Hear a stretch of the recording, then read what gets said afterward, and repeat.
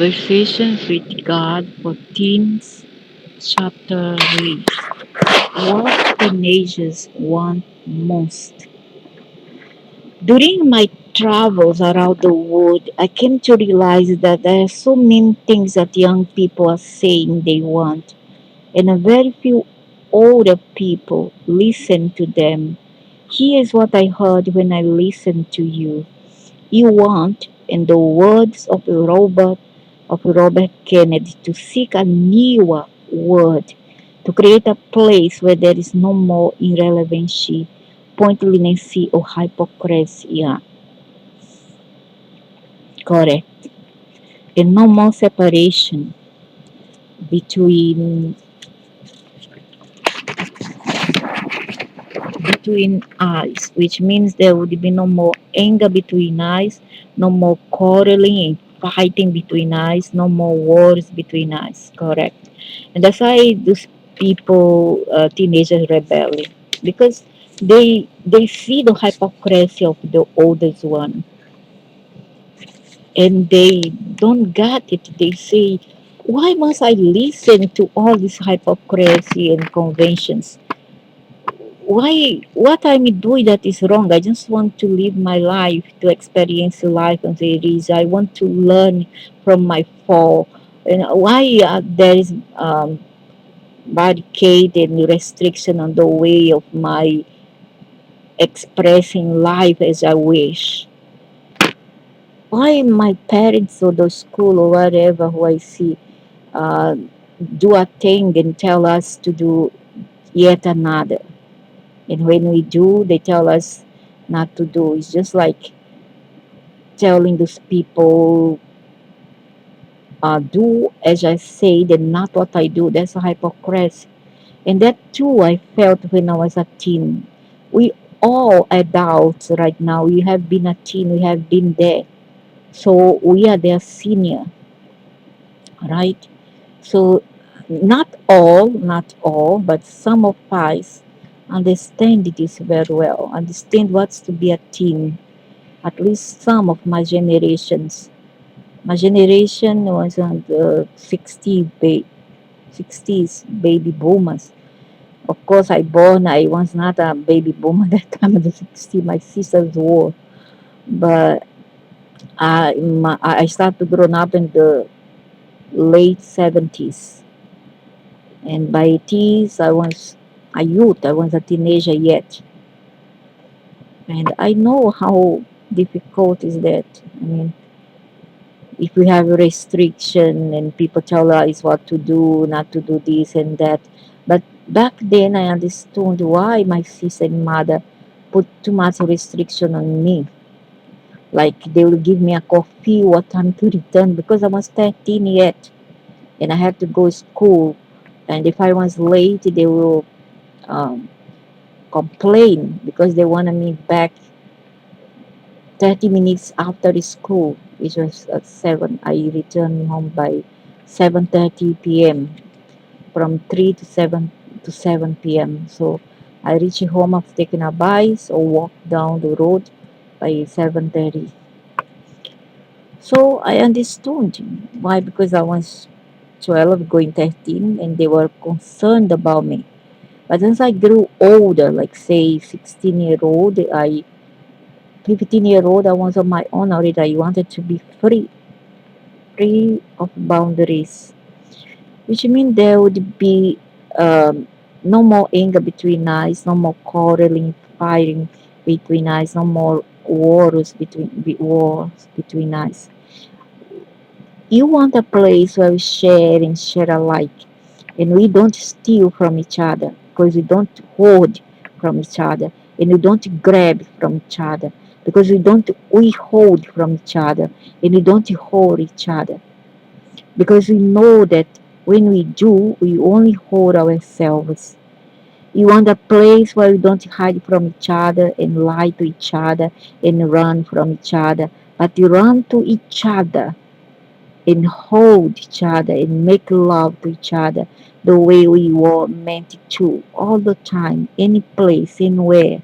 Because all of life is about making love to everything. And he's not talk about sex. Please don't take it literally. Making love have yet another meaning for as adult. And I'm not talking about sex here. The people who think that I just made a reference to sex here are living in stereotypes in predictable half-century old ideas. Teenagers understand that I'm talking about love here. I'm talking about living a life that is loving to life, not hateful to life, that embraces life, does not shove like a life away, that honors life, does not disown it with every action and thought and word, that supports and sustains life, does not take from it and take from it and take from it until it's destroyed. Yeah. Depleting the ecosystem, the animals, etc. I'm talking about living a way that gives life to life, not that sucks all the life out of life. Now, living that way may sometimes involve sex, but sex isn't the point of it all. It's only part of it all. Love is the point of it all. We will be talking about sex in this book because people have so many hang-ups about sex. It is unbelievable, but there is a much larger statement made about life in this book. Love is the point of it all. Okay, so there it is. Now you don't even have to finish the book. It's all right there in that sentence. Love is the point of it all. But you already knew that, didn't you? Yeah, you already knew that. So the point in this book is not to tell you something that you don't already know. The point of this book is to take you back to what you don't know and give you the courage to stay there, to live from there. Even as you grow older and become what other people call adults, even as you become part of the world, you wish to change, especially as you become part of that world. Those are the things that young people told me they want. And one thing more, the most important thing of all, I saved it for last because it's so important to all of you and it is true to all people everywhere. This one's the item at the top of your list. Freedom. You want freedom. Yes. Even we are down to the people on freedom. I hate when people try to pin me down when they cannot succeed. Maybe when I reach 80s, my 90s, I can't walk anymore. They will pin me down. And at that time, I rather die. I rather not be here anymore than to be at the mercy of other people's will and fences. No way. I don't want that because I cherish my freedom above everything in my life. And what about the teens? I know how precious it is that, and that's why I give it to my children. I have given it to them and to my pets. Question: why can't the parents just let us be who we are instead of telling us who they want us to be? Sandra, Bloomington, Illinois. Answer is the most difficult challenge faced by parents everywhere to stop directing the lives of their children. Parents have such high hopes for their children, such dreams and aspirations. Yes, but these are their hopes and dreams, not ours, correct? Will the parents pass through the children? Will the parents pass? Will the parents become a doctor through their children, a lawyer or whatever? Um, yes, but there are their hopes and dreams, not ours. Yes, but it's not easy for them to let go of this when they feel so deeply about you, when they love you as much as they do, especially when they honestly think that they do know what's best for you. No, they don't know. Let the people choose for themselves. They are loving themselves through their children. Never mind, let the others make their own choices. There's always, if there's life, as long as there's life, there's always the chance to turn around and do something different. It's also not easy to do. These very same parents are the ones who have been counted on, depended upon for all these years to provide guidance and direction for you. It's a tough role to give up, it's a difficult assignment to end. So what are you saying? As long as you have to put up with it, you can help your parents. First, by understanding how difficult that is for them to let it go, and by giving them time to adjust to the new role as a device giver or listener rather than direct a giver. Hopefully, you will never stop going to your parents at times for advice because their advice will often be very good. The switch from giving direction to giving advice or pointing you back to your own inner wisdom and truth can be made by parents fairly early in the lives of their children, usually earlier than they think. This is especially true if they have raised their children with love and not fear.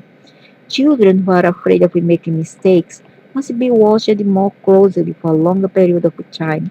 Children who love to make mistakes can be cut loose at a much earlier age. How can you love to make mistakes? Simple. When you know that you are going to be rewarded for them. All children and all people actually are rewarded for every mistake they make. Their reward is what they learn from what has occurred. Oh, great, some reward. Wait a minute, this is no small thing. What you learn from your life can bring you incredible benefit. Scientists understand this, which is why research scientists actually release their mistakes and experiments gone bad. It's actually an experiment that leads to good. This is also true in every walk of life. The rewards of every action and decision are enormous. You begin to really appreciate them when you add them up, when you consider them in this light.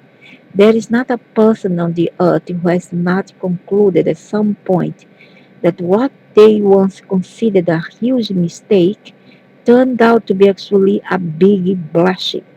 You too will one day see that ultimately there's no such thing as a mistake.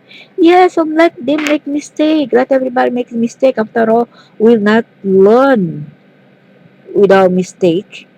Come on, man. What are you saying? First, you say that teens have to listen to their parents their every whims and fancies and unreasonable, demands in the rules. And now you say that we must learn actually release the mistakes. What's that?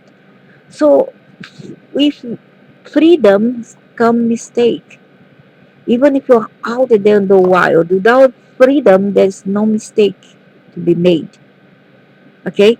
But then the being, the entity will not grow. They will become stagnate. They will not grow. Well, that's interesting point of view. Is a point of view that can change your life. Consider this. Mistake is just another word for failure, and failure does not exist. It's one of those misunderstandings I was talking about earlier. It's an illusion. It is impossible to fail at anything, and saying that something was a mistake is just announcing a point of view. If you see a mistake as a step along the path by which you get to when you wish to go, then you will not see it as a mistake at all. You will see it as a progress. Yeah, progress, then this mistake stops there in the track. It doesn't last forever. But when it lasts forever, is a perpetual, painful mistake. That if you can try to end this mistake once and for all, just to have peace of mind. It will therefore be perfect and you'll be grateful for it. You might even choose to celebrate it. The best of companies, owners and managers celebrate the mistakes of the employees, sometimes even throwing a party or giving the employees a bonus. Not here where I am. No, they don't. They will scold you and shout at you like some kind of savage. Now we know what we don't want to do and how we don't want to do it. They say this is a huge step towards guaranteeing our success. Firms with such a policy produce employees who innovate, who stretch, who are not afraid to make decisions and to take risks. And that's how the greatest gains are made, which of course good management understands perfectly. Good management also understands that all error is progress. Good parents understand the same thing. Remember this always, all error is progress. Children who are rewarded, held, hugged, squeezed, kissed, and otherwise positively reinforced when they make childhood mistakes will love to make mistakes. They will also grow into adults who love to live life. So children who are rewarded, held, hugged, squeezed, kissed, and otherwise positively reinforced when they make childhood mistakes will love to make mistakes because they will get rewarded for that. They will also grow into adults who love to live life. Yeah, and they will be more secure, less afraid, and less afraid to face the world outside. My sons and daughters are like that because when they have had freedom and unconditional love from one parent or both or one parent in my case, they will grow up to be more secure about themselves. And then come the how to get the gurus of psychology saying, uh, it's not a good idea to keep our children sleepy size because they will grow up not secure and they will be very afraid to go out there and hunt or to be independent. That's rubbish. Because all my children slept with me until they decided that they had enough. Okay, I always protected them. We sleep in a big bed on the floor, everybody together. Very two, three, or even 10 sleep.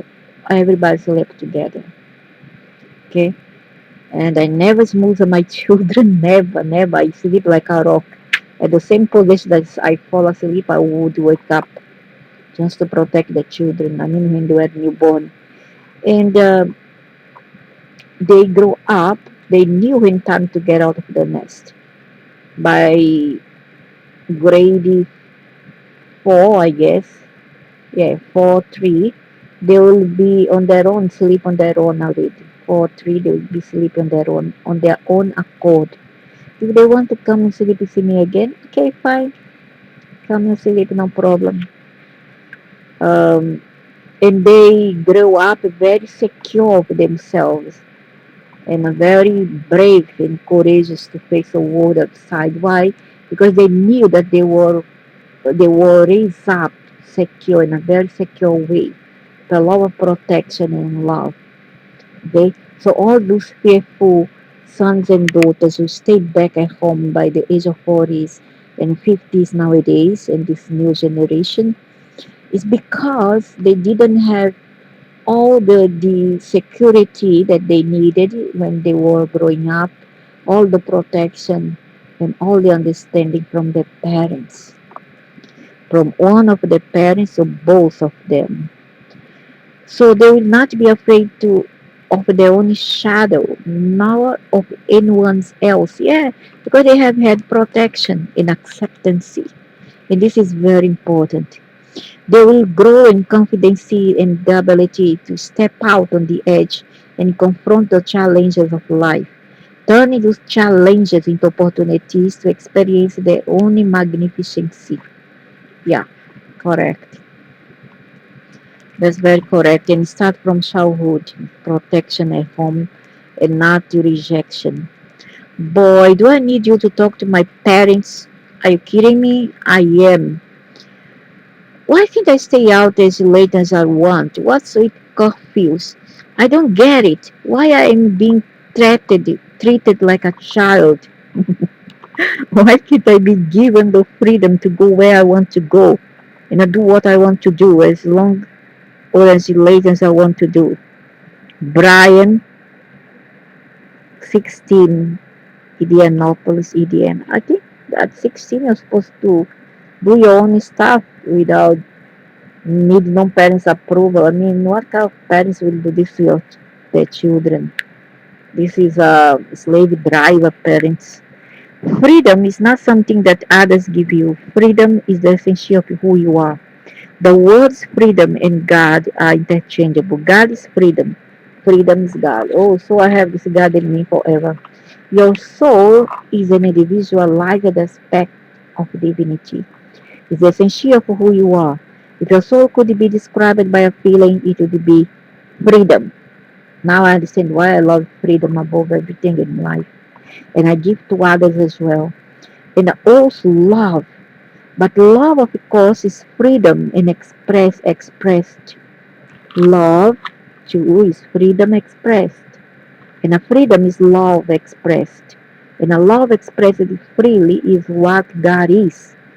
Are you seeing the picture here? It's all the same thing. You are simply giving different names to the one thing there is. Yeah, that's true. I feel that when the person is have all kind of live in an environment where they have always acceptance and understanding instead of shouting and slap when the children want something and then the parents don't give because they think that they're gonna spoil the child. But actually, they are spoiling the child by being mean and a slave driver and to demanding. They're supposed to be ashamed of themselves. If that kid want that sweet, give that damn sweet. Want the chocolate, give that damn chocolate. Want that ice cream, give it. Doesn't matter. They will, some things in life when it's good they will forget. When the bad one they will keep aside. They'll throw back at you as they grow older. Okay? So don't be so meaning, miserable beings, and then deprive your children of simple pleasure in life from a young age. If the children want to go outside play, let them play. These children are not some kind of rocks that you think that you can pin them down and tie them up. Even a cat or a dog, you cannot jail them. A bird too, you cannot you cannot jail them and say that I love you. I put you inside a cage because I love you. That's nonsense. You love yourself through that being that you are possessing. Just like your possession. Supposed to be ashamed of yourself. And the same goes for a man that think that his wife and his children is his possession. That too, shame on this man. Shame. There's a lot of them here. And some control freak females as well. And usually what I want to say is that these people, they had a terrible childhood. They don't have accepting parents, loving, freedom giving parents. They didn't have that unconditional parents. They have a conditional parents. Parents that they rule by conventional norms that doesn't serve love or freedom. Okay, so as as they grow up, they want to copy their parents, and they want to give their children what they have absorbed during childhood. They want to be a part of that bad parents, be the father or a mother. All right, and you cannot give that which you don't have. So because they didn't have that at childhood, they will give back to the children, to their children, what they have back then. However, sometimes these people, they have a good parents, a good parent, and the other one was a abusive one. One of the parent may be a mother, usually, or father, who was permissive, allow them to do anything, but the other one no. So these two parents conflict themselves and they fight between themselves to, you know, because one want to give a certain discipline and the mother want to give another. The mother wants more freedom, love. So what happened? The son usually will follow the father as they grow up because the son usually follow the father role model and the girls the mother. So they are watching you. So the son will rather follow the father than the mother. If the mother wants a slave, the father wants a slave driver, a possessive, abusive man, then he will do almost the same to his children by not allowing them to go playground and play and to have even gummy bear.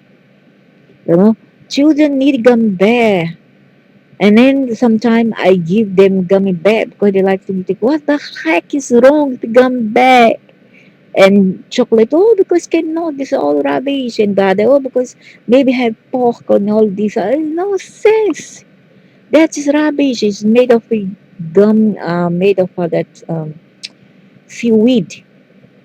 All right, what's wrong for the children with gum bad? They are already grade two and grade and kindergarten one, and the other is primary three, grade three. So what's wrong? And they eat gum bear sometimes or chocolate or ice cream. There's nothing wrong. In fact, it's good to calm them down.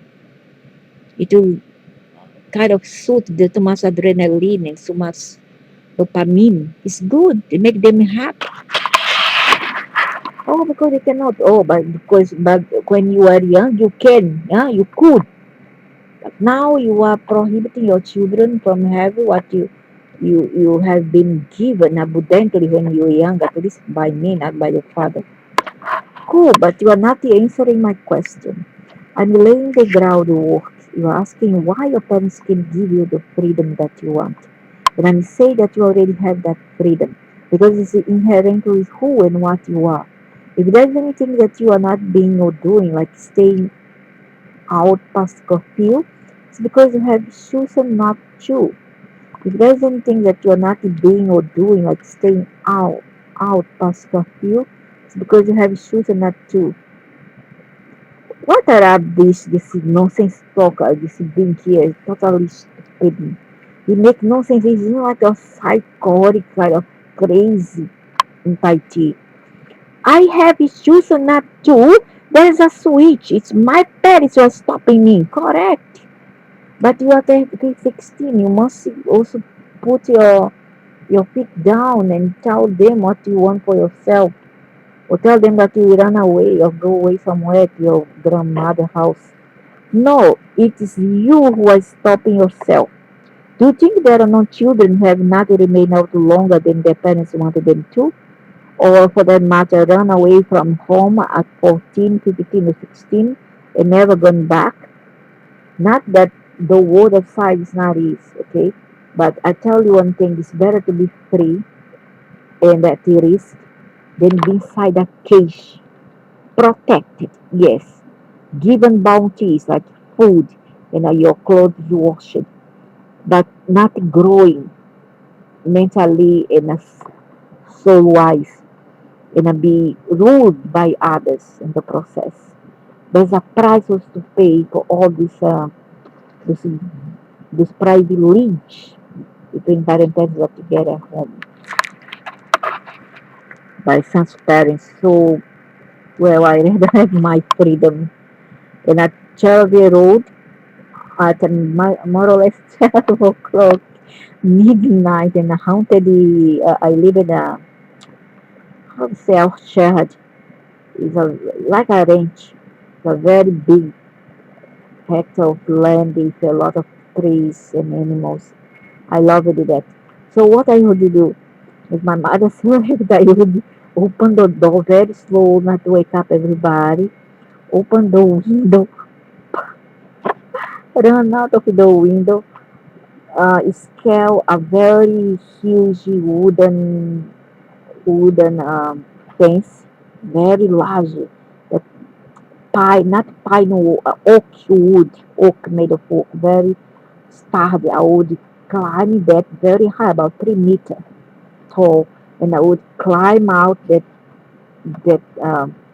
fence, and then I would jump out, put on a jeans, put on my sneaker, and I go more or less walking 50 kilometers to the beach. 50 kilometers at midnight.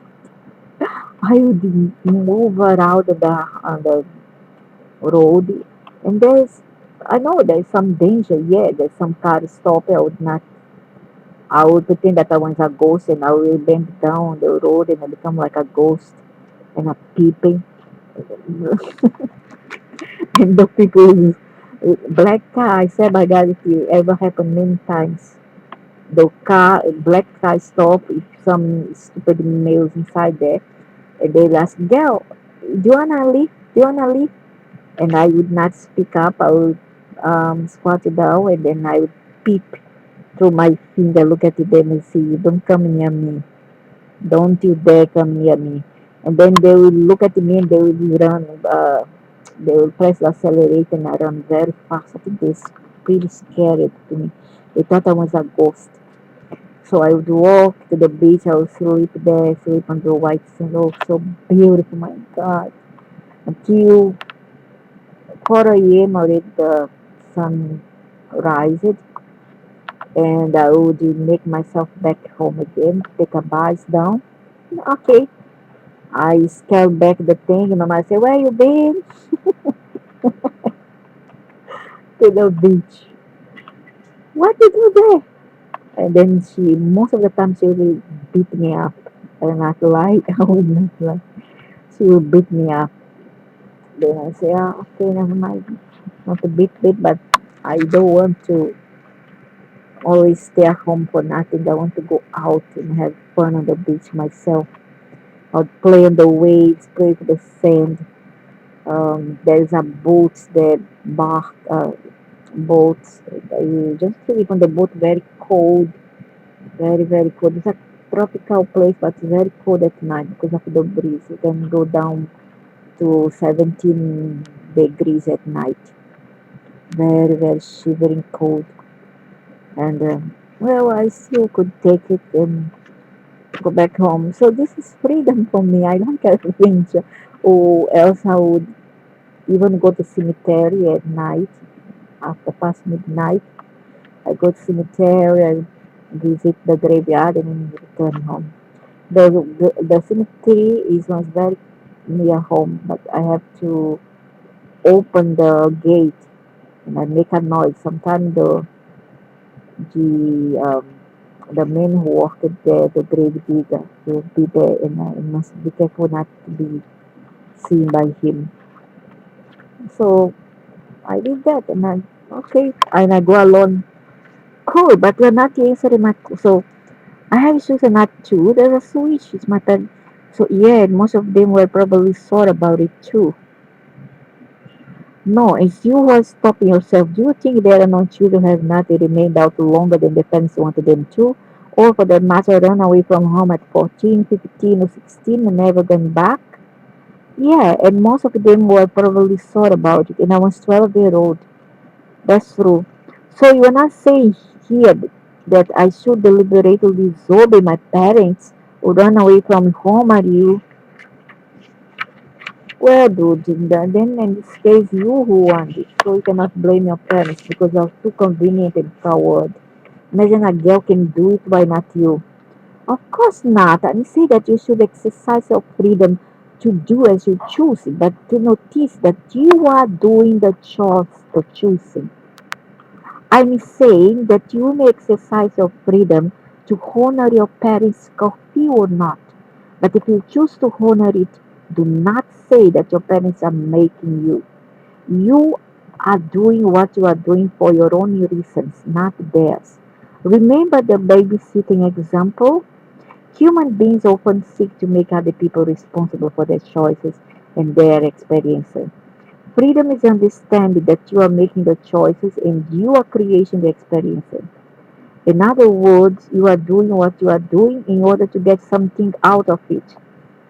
Yeah, because maybe he's afraid and also, well, but he couldn't by any time come back home unless he were in a different country or whatever and he had no money to go back. So how he would go back? Not easy, not simple. You mean like a place to live? You mean like peace in the house without lots of screaming and hollering? You mean like avoiding being grounded? Is that what you call freedom? Doing things to avoid bad outcomes? That doesn't seem like freedom to me. That feels like caution. Nobody can be cautioned to do anything. They can only feel until they are. They do. The children ask the children, the animals, Jude, go and ask what you're talking about. Talk nonsense. That's a only myth where people can still strive for your freedom. But there's a price to pay for it. I'm aware of it. Okay, there's a price to pay. And there's those many circumstances where you cannot go out. Okay, and they cannot leave you home or live on your own. So we must weigh all these pros and cons when you make a decision like that. That's not true in the real world. In the real world, people are forced to do all kinds of things against their will. Correct. I understand that you see it this way. In truth, all anyone's ever do is make choices. But there are times when you have no choice. Correct. Correct. Correct. Correct. Discipline men here or discipline are just making up excuses to judge and criticize people, just like the masses here, the hypocrites. What makes teenagers what they are is that also is the fact that they are confused and they are a bit troubled to search for their identity because at that this stage in life or this at this age they are not viewed by outsiders as they are neither an adult yet or old enough, although there's an exception to certain culture whereby by the age of 9 to them a girl or a boy is already considered adult. So, but by the average in normal conventional cultures, these people are viewed as not yet adults, neither are they a little children any longer.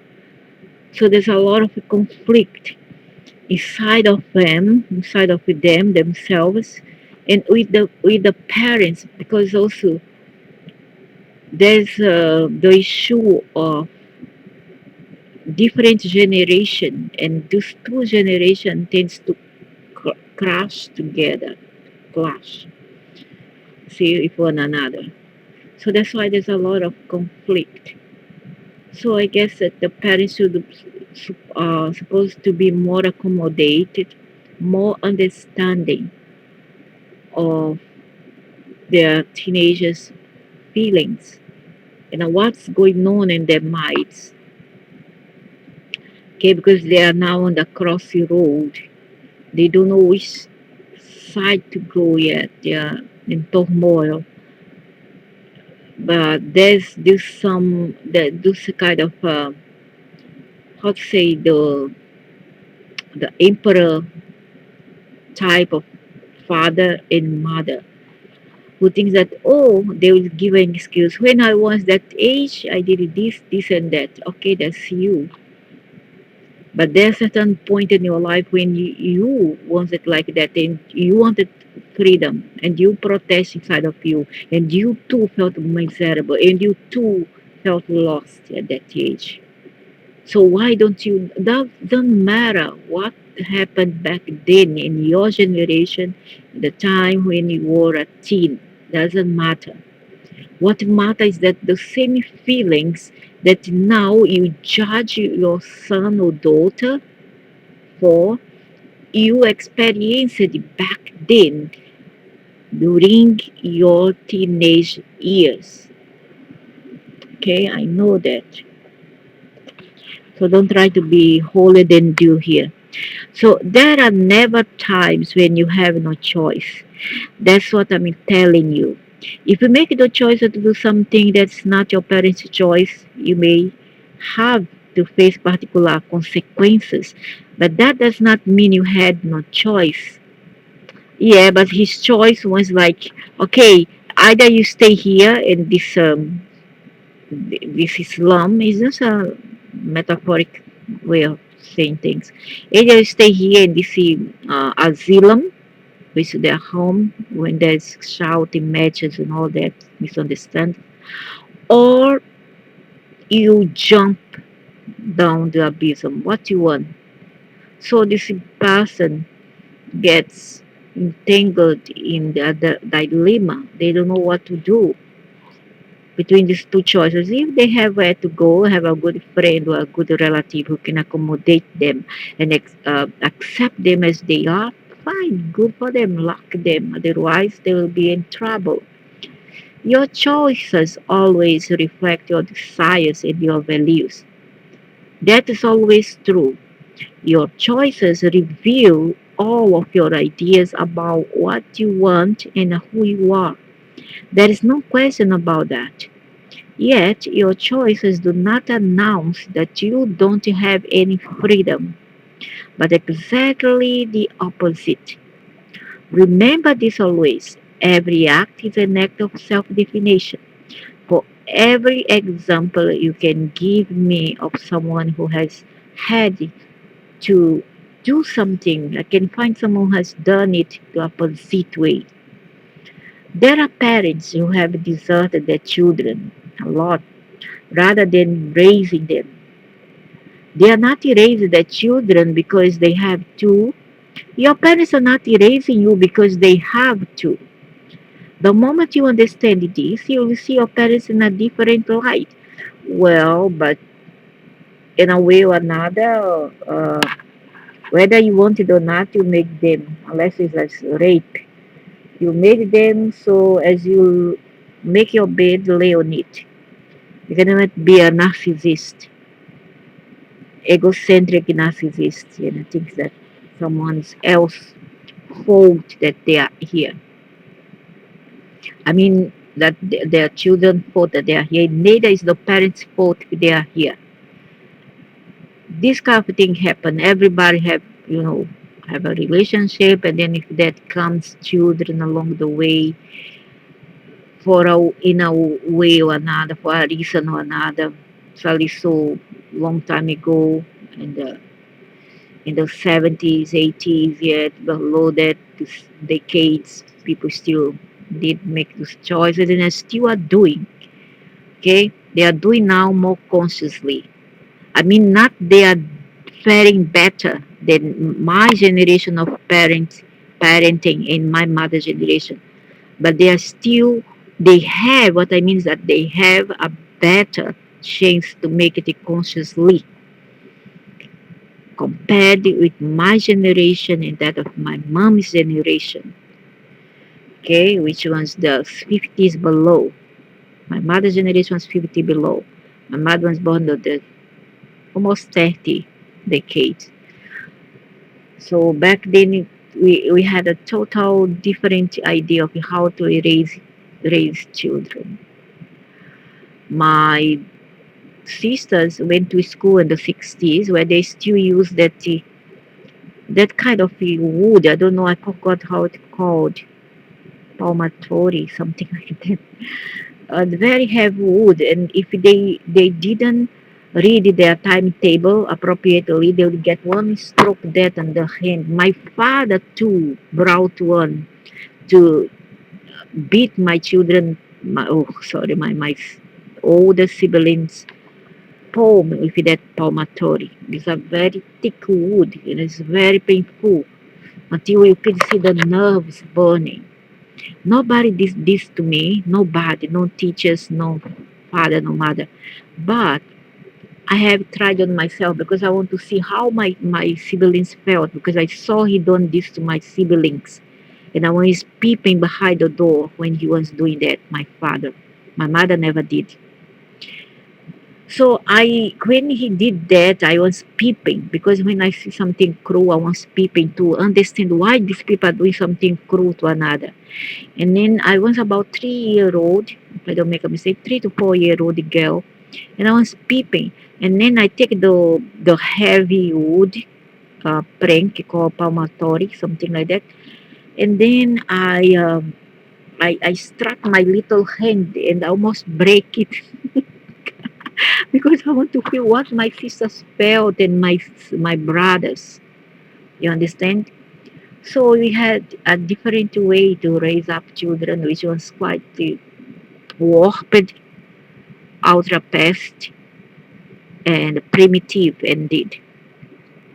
Okay, so you cannot raise up children this way. I mean, you need to understand them better. Now you have more chances. Now we are progress. At least I want to think that we are progressing in time. We are evolving. There's no more room to punish children at this this time in this manner, right? So your choice always reflect your design your values. That's always true. Your choices reveal all of your ideas about what you want and who you are. There is no question about that. Yet, your choices do not announce that you don't have any freedom, but exactly the opposite. You're talking nonsense. Remember this always. For every example you can give me of someone who has had to do something, I can find someone who has done it the opposite way. Yeah, and with consequences. My father was a brute man, a very brute, rude.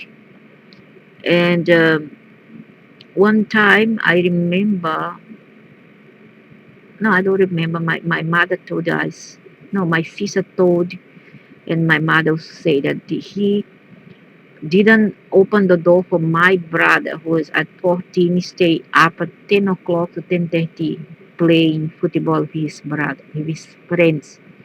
Well, you know what he did? He didn't allow my brother to come inside, and he was 14 only.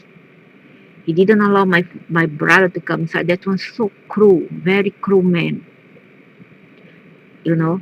And then, you see there's consequences to break those rules. Not that you shouldn't, but that the problem is not with you. Remember always, the problem is not yours. It's your narcissist parents' problem, not yours. It's your narcissist parents that gives traumas to you all. Okay? So give thanks to your mother and father if they are the opposite. If they are so free thinker like I. Okay? So there are parents who have deserted their children, of course, rather than raising them. Yeah, they are not raising their children because they have to. Your parents are not raising you because they have to. The moment you understand this, you will see your parents in a different light. Yeah, but as we lay in a bed, if I think like that, I will give him back and then just throw to other people, take care or throw on the road. Can I do that? No. If I'm responsible, no. If I have a good upbringing, if my mother have brought me well, should I do that? Will I do that? No. I can't. It is not something that I would do to my children. I rather die than do this to even my animal, my pets.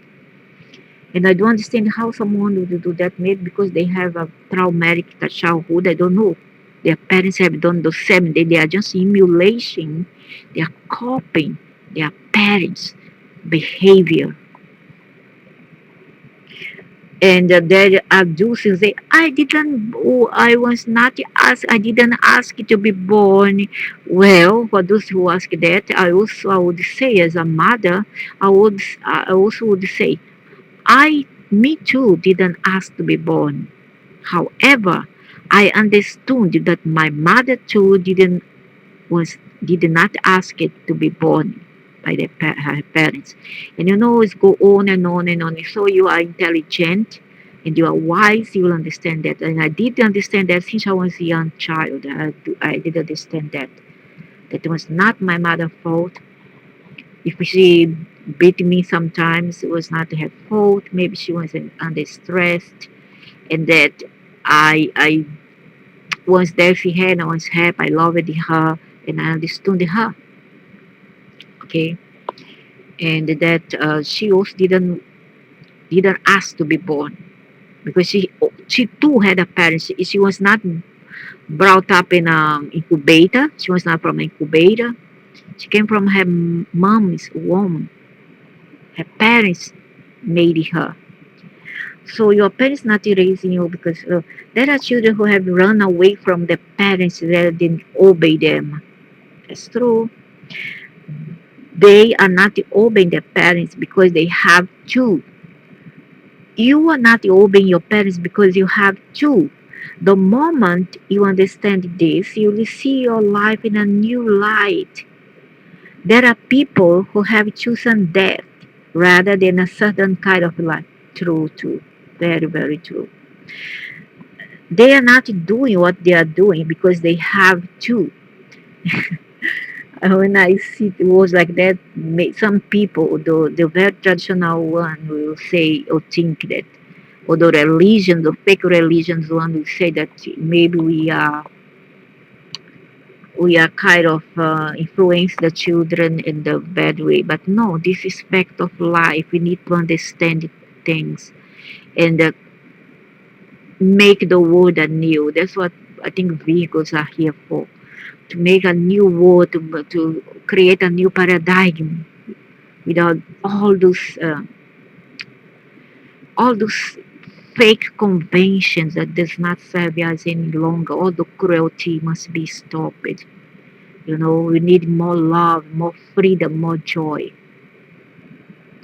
So for you who thinks that we want to influence the kids in a bad way, I'll ask you this question. Do you have a new formula, a better formula than this, or a better word, and a do away with all the abuses that is within the family, which was not eradicated at this time as we speak right now? If you don't have the formula, if you don't have the answers for that, for all that, this, then at least don't interfere and hold your peace. We've had this exchange earlier. You've said this before. I may say it because this is a very empowering place of clarity at which to arrive. Once you arrive at this place, once you understand this, everything changes, including how you experience yourself and everyone else in your life. Remember this always: nobody does anything they don't want to do. Yeah, at least they should not. I wish my granddaughter were watching this. She's already 16, and the mother and everybody else, the stepfather, now want to, control the girl.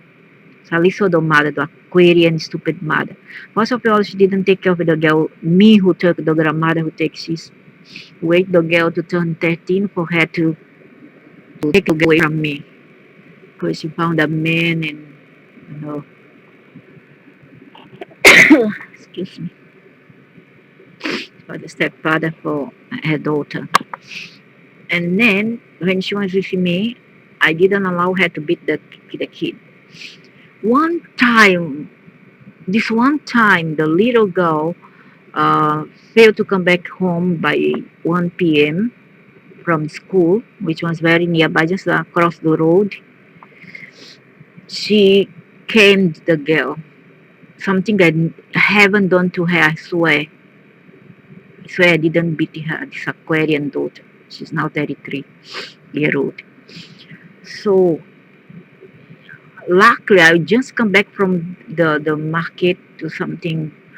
I opened the door and the girl was getting slapped on the hands and the legs, beaten by if I can. I stopped her and I told her that she didn't have the right to do this to her daughter. Firstly, I who raised her daughter.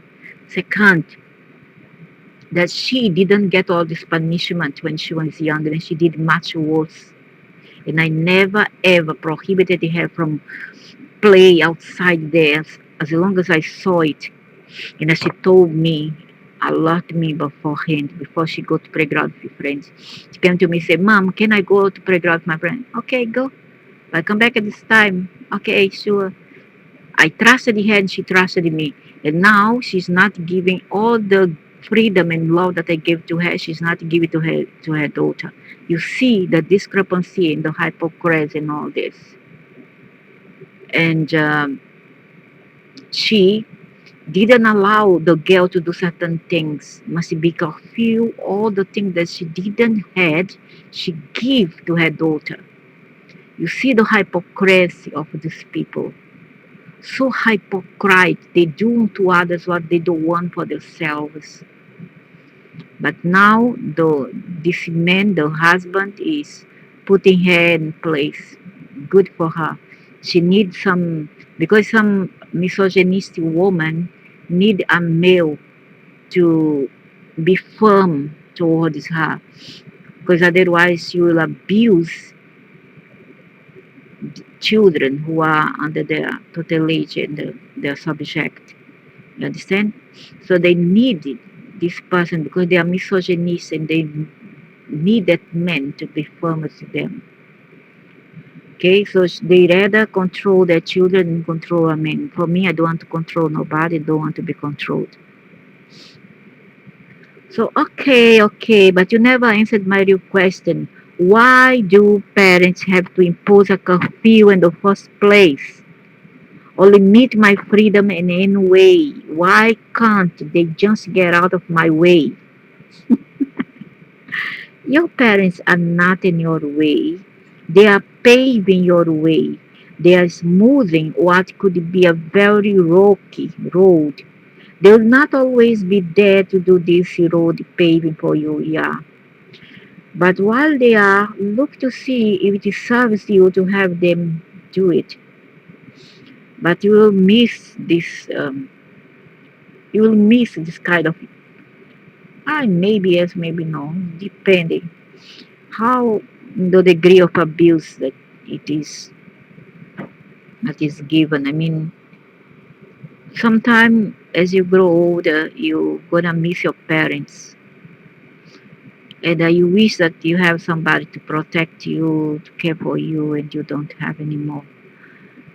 But another way, another hand, sometimes it's better you be alone than if we are people who is abusing you and then is kind of impose upon you and I strip you away from your freedom. You are still not answering my question. Why do they have to pave my way by limiting me? Alright, let's see if we can get into the head of your parents here. Moving into the fullest expression of all that you are right here, right now, in this very instant, could it be a very overwhelming experience. That's why I've given a lot of time and wish to do it. Have you ever been overwhelmed? There may have been weekends when you were overwhelmed simply with the amount of your homework, yes? Well, now imagine if all the choices in life were placed before you right here, right now. All the choices about being seen, about values, and about every important life experience. Do you think you might go into a little bit of overwhelm? If you did, it would be because you don't remember fully who you really are. Your life is the process by which you remember that. If you live life a little at a time, you'll be able to better take in all the data that life is throwing at you. I know that you can understand this if you were babysitting the little brother of yours we were talking about earlier. There are things that you would and I would not let the child do, right? Like they care. Like they care. I let my kid, my son, he was grade one, primary one. He was nearly 7 year old. He was 6, by the way. And I had to go on a read for. interview, and I had to be there by about 3 p.m., but I wouldn't be back by around 6. And my son will come out by 5:30. So I wouldn't be in time to pick him up. So I asked his brother, older brother. At the time he was already like, um, he was old already, very old, about, um, no, not very old, like 17-year-old, still a kid. So I asked him to go and pick up his brother, which he did. And the second time I went to the dentist, and the dentist didn't allow children there. Suddenly, this boy who were autistic. So I left again with my son, my older son, and he did take care of him. That was the two. In the last time also, I left them with his older sister 18, his brother 17, because I went for a course. I would go for a course at 7 to 10 p.m. But there's a time when I took him to me, but I was told to leave him at home. They wouldn't accept children there at the class. So they said, we don't accept children. You better make an arrangement for your kid to stay with someone. So I have to leave him with my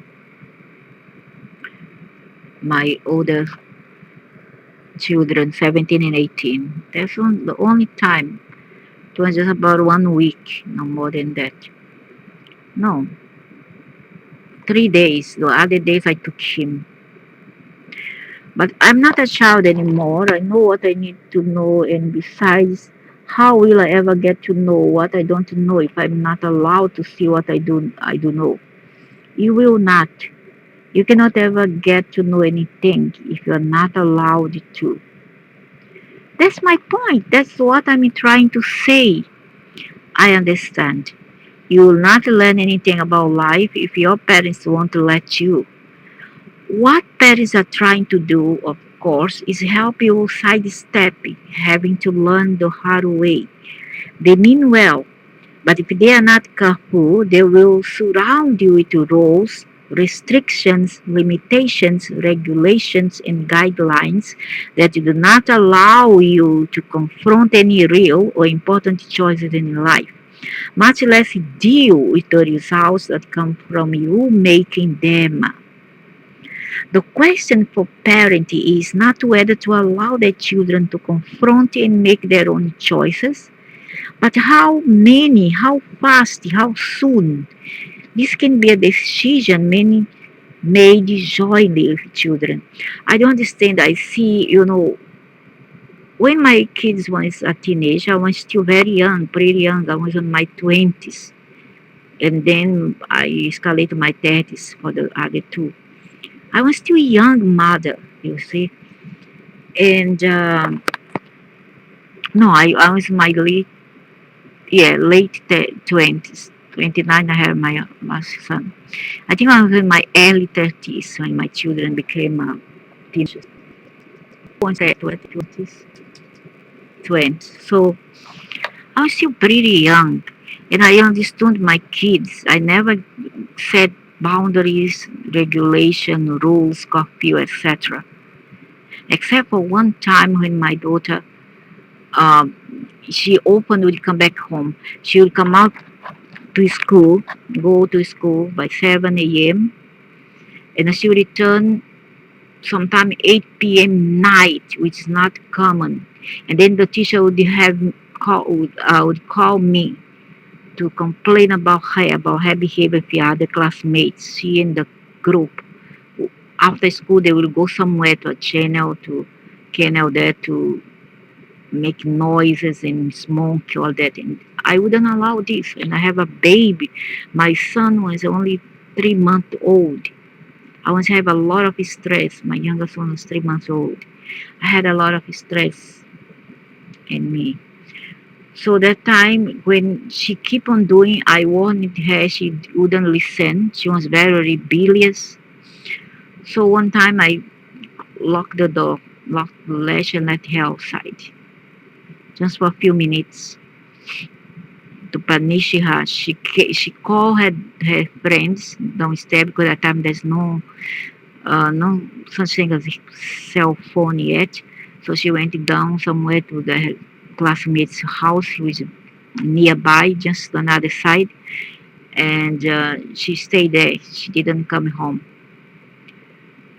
And then I went after her. I called her friends, and she said yes, and she's there. And I called her to come back home. And then she kept that grudge against me for just that one time. But her father was the one who would beat her if I allowed a lot. No, because of boyfriends at school and smoke and all this stuff. That the teacher would complain also to him and me, because she would complain to me, nothing would solve, because I would talk to her, but I wouldn't slap her or nothing of the sort. I will just tell her not to do it because it will ruin her life, and she's there to work, to study, and then she should not mix up around with all kind of people that she don't know well. And the teacher was warning against that. You know, that's what I did to her. And still, she hold all the grudge only solely against me rather than her father, who didn't sit down to talk to her. Rather, he would beat her up. So she ran away many times because of that, many times. And I stayed at a friend's house or relative house. Her stayed at her father's cousin's house. She was very near, not very far away. Now she was a very troublesome teenager, but okay, I still wouldn't beat her when she come back home or anything. I still would understand her. So, but I'm not a child anymore. I know what I need to know. And besides, how will I ever get to know what I don't know if I'm not allowed to see what I do know? You will not. You cannot ever get to know anything if you are not allowed to. That's my point. That's what I'm trying to say. I understand. You will not learn anything about life if your parents won't let you. What parents are trying to do, of course, is help you sidestepping having to learn the hard way. This mean well. They mean well. But if they are not careful, they will surround you with rules, restrictions, limitations, regulations, guidelines that do not allow you to confront any real important choices in life. Much less deal with the results that come from you making them. The question for parents is not whether to allow their children to confront and make their own choices, but how many, how fast, how soon. This can be a decision made jointly with children. And then my daughter was still young. She was in grade 7. She was 13-year old. Going, yeah, 13, yeah, 13-year old. 13, 14. You need to always be there for them and then guide them. If they want to go out with your friend, never mind. But you don't do this sneakily without telling the parents, because you get worried, especially so in that time when there's no cell phone to call them. And even if we did, they will just block our number today. So, but my parents, so once she married, she to pretend to have mate there. She married and had twins, like 26-year-old. She asked me for forgiveness for all the sorrow that she have done. I even went to police station to look for her because I didn't know where to find her without a cell phone. No? And the police said, "You cannot take care of your children. How you want us to take care?" I said, "That's not what I came here for. I came here just to make a report about a missing person. And we didn't roll within 3 days. We must do it, or after 24 hours. I just want to find out where she is. If she is with friends, she have any friends number?" I say, "I don't know. I really don't know about her friends." So it was much longer when my older son saw her friend, one of her friends who live on the same area, and then ask her, and she said, yes, she's at my home.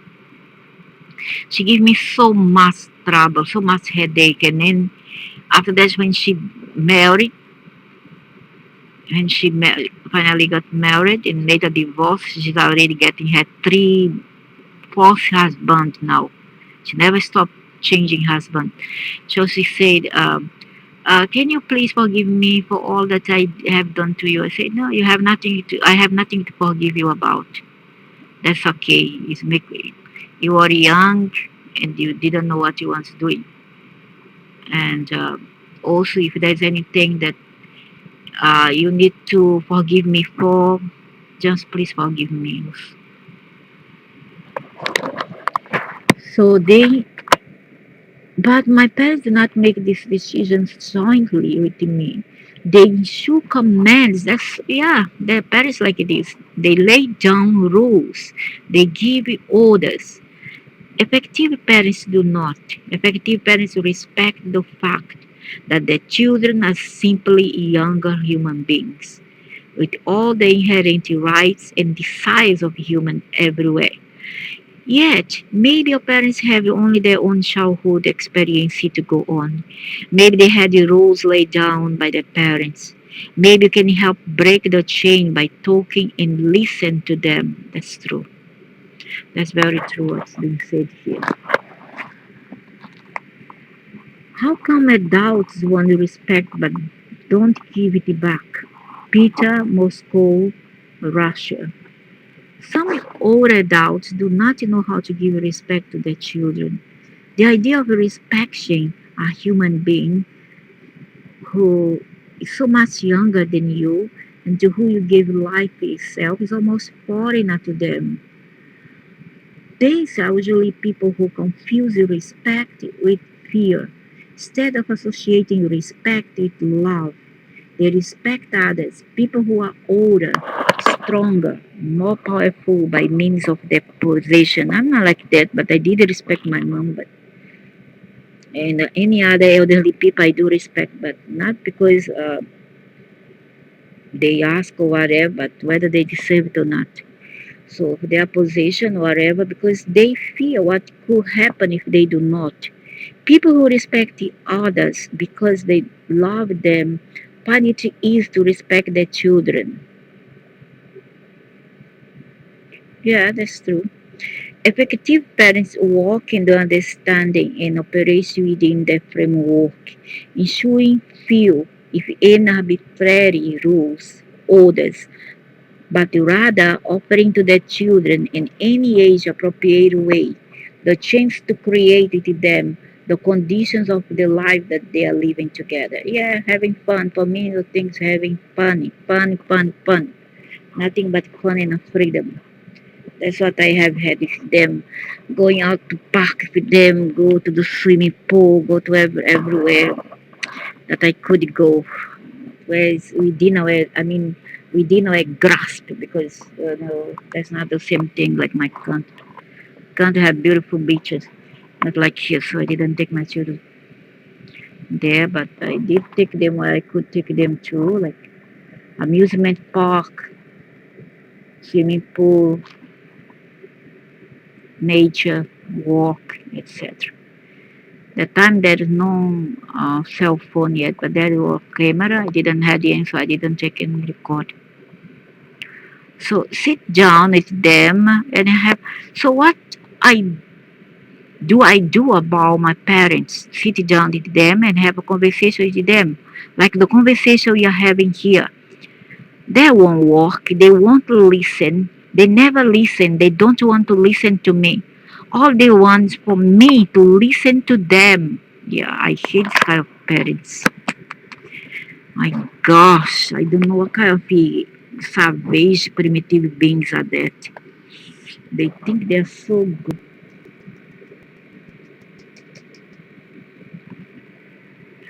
So, appropriate way to change to create with them the condition of the life that they are living together. So, what do I do about my parents? Sit, sit down with them and have a conversation with them, like the conversation we are having here.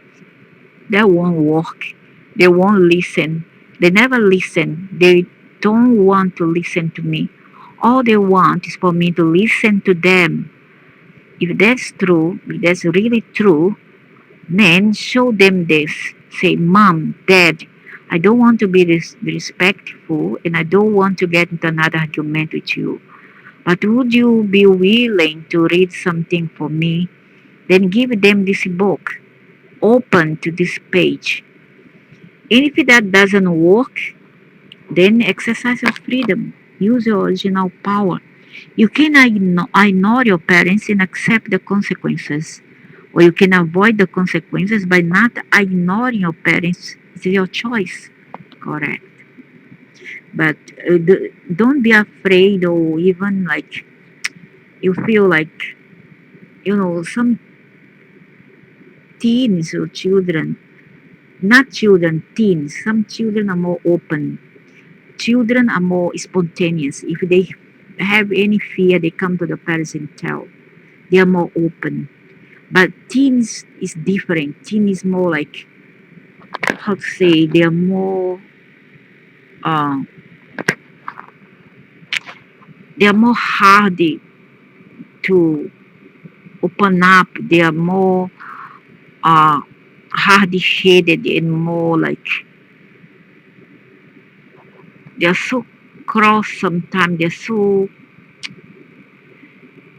uptight also. They don't have this communication, this kind of spontaneous willing to sit down with their parents and talk over dinner or whenever they can talk to their parents.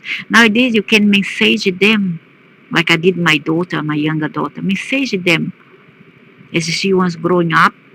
There were already cell phone, and I would message her. You can now do that too. Message your parents. When this book was made, there were no such thing as cell phone, headphone. Now there are such things. So you have no excuse to say that you don't have an open conversation with your parents.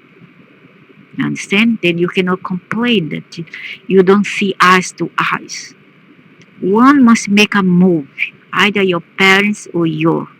When my son, the older one, have any problem, my daughter, the older one, have any problem with friends, except the two younger ones, sounds more they are more reserved. They keep things to themselves. But the two older ones was more spontaneous as they were growing up in their 50, 60, 70, 18, 19, 20, 21, 22. They will come to me and talk about, about anything, about relationship, about school, about their projects. And I would sit down with them and talk.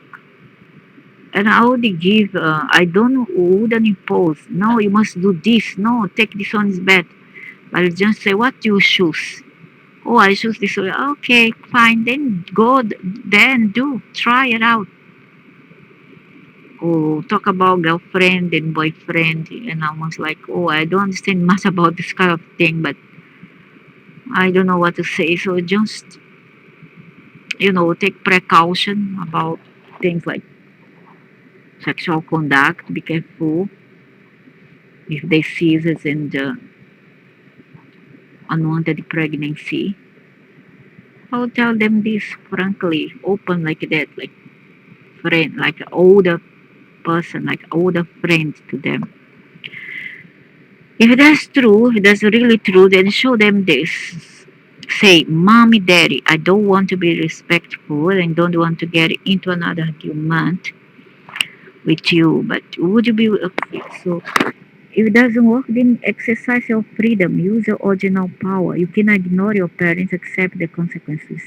Or you can avoid the consequences by not ignoring your parents. It's your choice. Some choice. It's the same choice you will have for the rest of your life. Nothing is going to change. Only the players in this drama will be different. The script will be the same. Always you will face a choice between what you desire and what you are willing to be, do or have in order to experience what you desire.